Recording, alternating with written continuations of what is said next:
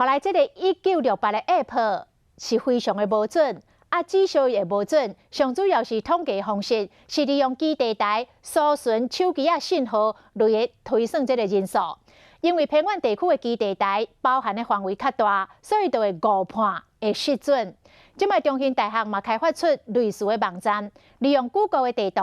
手机定位的数据，甲统计人数的范围缩在伫个景点10公尺内，而且1点钟就来更新一届，甲1968交叉来比对，就会当了解人潮的状况。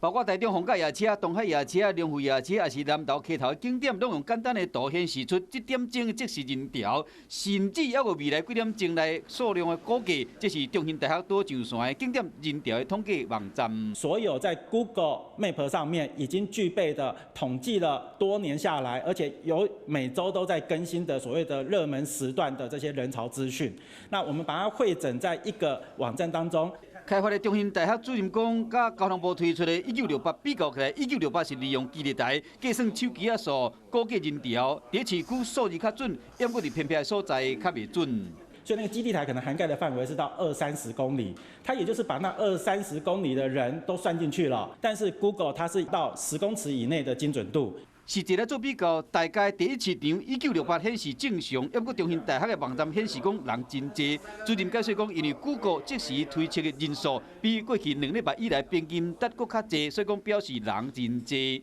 抑过1968基地台收集的人数可能无超过设定的人数，所以讲显示正常。两系统判定方式无共款，才会有差。嘛，因为网站的数字来源是 Google， 因为部分比较较无热门的景点就无资料，所以讲民众会使甲1968来做伙用，互相比较，就会使更较了解各景点的情形。